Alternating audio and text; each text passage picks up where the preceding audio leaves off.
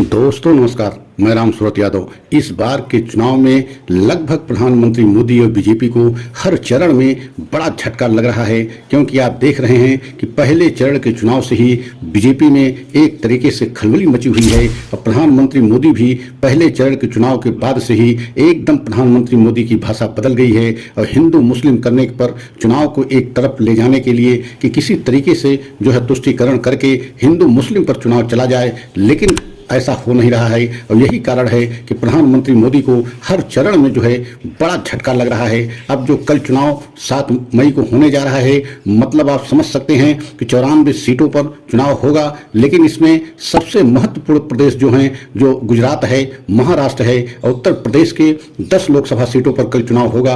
आप समझ सकते हैं कि बीजेपी 2014 और 2019 में इन प्रदेशों में एक तरफा जीत दर्ज किया था, चाहे गुजरात हो, चाहे महाराष्ट्र हो, चाहे उत्तर प्रदेश हो, मतलब इन सभी जो प्रदेशों में एक तरफा बीजेपी की जीत हुई थी, कहीं विपक्ष टिका नहीं था। लेकिन इस बार के चुनाव में ऐसा लग रहा है कि हर जगह एक तरीके से कांटे की टक्कर देखी जा रही है और बीजेपी को इन प्रदेशों में झटका लग रहा है, जहां पर एक तरफा बीजेपी 2014-2019 में जीत दर्ज की थी। इन प्रदेशों में अगर बीजेपी को झटका लग गया और जो रिपोर्ट सर्वे में खुलासा हुआ है उसके मुताबिक तो यही लग रहा है कि बीजेपी को उन प्रदेशों में नुकसान हो रहा है जहां एक तरफा बीजेपी चुनाव जीती थी, वो चाहे महाराष्ट्र हो चाहे गुजरात हो। गुजरात में 25 लोकसभा की सीटें आती हैं और पूरी की पूरी सीटें बीजेपी वहां जीती थी, और महाराष्ट्र में भी 48 लोकसभा की सीटें आती हैं, वहां भी पूरा बीजेपी के एक तरफा चुनाव में जीत हुई थी। और आप उत्तर प्रदेश में, जो उत्तर प्रदेश देश का सबसे बड़ा ऐसा राज्य है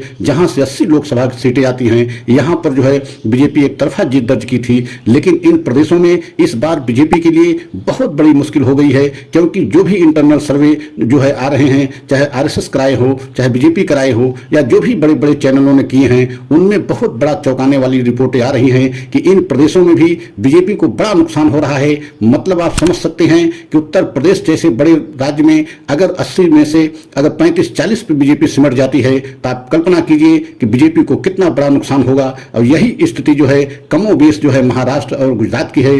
गुजरात में भी 25 लोकसभा की सीटों में लगभग 10 से 15 सीट पर अगर बीजेपी पहुंच जाए तब भी बहुत अच्छी बात है, क्योंकि जो रिपोर्ट आ रही है उसके मुताबिक आधी सीटों पर वहां कांग्रेस एक तरीके से मजबूती के साथ टक्कर दे रही है। इसका मतलब है कि इन प्रदेशों में अगर बीजेपी को नुकसान हो गया, मतलब महाराष्ट्र, गुजरात, उत्तर प्रदेश, तो आप समझ लीजिए कि 2024 की तस्वीर पूरी तरीके से बदल जाएगी। और जो तीसरी बार सत्ता में वापसी करने का प्रधानमंत्री मोदी का सपना है, उस पर ग्रहण लगता दिखाई दे रहा है, क्योंकि आप देख रहे हैं प्रधानमंत्री मोदी जी राम मंदिर के नाम पर चुनाव लड़ने की कोशिश, मुद्दा बनाने की कोशिश में लगे थे। और आपने यह भी देखा कि हिंदुत्व के नाम पर या प्रधानमंत्री मोदी जी अपने छवि पर चुनाव लड़ने की कोशिश कर रहे थे, लेकिन ऐसा नहीं हुआ।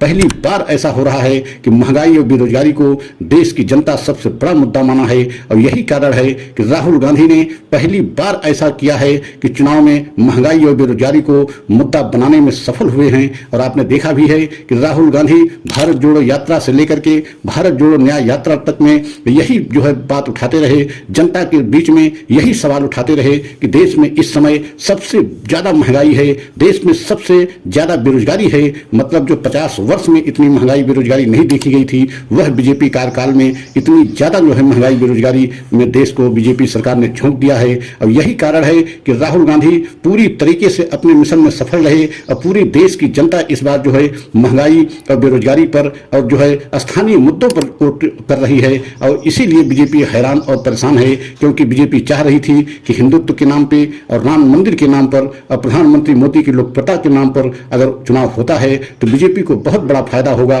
2014 और 2019 में इसी मुद्दे पर चुनाव बीजेपी लड़ा भी था, लेकिन इस बार एकदम अलग दिखाई दे रहा है कि महंगाई बेरोजगारी जो सबसे बड़ा मुद्दा है, और उसके बाद भ्रष्टाचार है। और आपने देखा है इलेक्टोरल बॉन्ड को लेकर के बीजेपी की छवि में काफी गिरावट देखी जा रही है, क्योंकि सुप्रीम कोर्ट से जिस तरीके से इलेक्टोरल बॉन्ड का सच पूरे देश के सामने आया, उससे भी बीजेपी एकदम बैकफुट पे चली गई। और यहां तक कि CSDS के सर्वे में, मतलब सरकारी आंकड़े के अनुसार भी ये रिपोर्ट आ गई है कि प्रधानमंत्री मोदी के कार्यकाल में भ्रष्टाचार बढ़ा है। तो इसका मतलब है कि प्रधानमंत्री भ्रष्टाचार समाप्त करने की बात करते थे, लेकिन प्रधानमंत्री के कार्यकाल में ही भ्रष्टाचार बढ़ा है। इससे भी बीजेपी को बहुत बड़ा नुकसान हो रहा है। और आने वाले समय में कल के जो तीसरे चरण का चुनाव होगा, उसमें अगर बीजेपी को इस तरीके से नुकसान का जो है संभावना दिखाई दे रही है, और जिस तरीके से सर्वे रिपोर्टें जो भी आ रही हैं, उसमें बीजेपी को बड़ा झटका लग रहा है। तो आप समझ सकते हैं कि तीसरी बार प्रधानमंत्री मोदी का जो है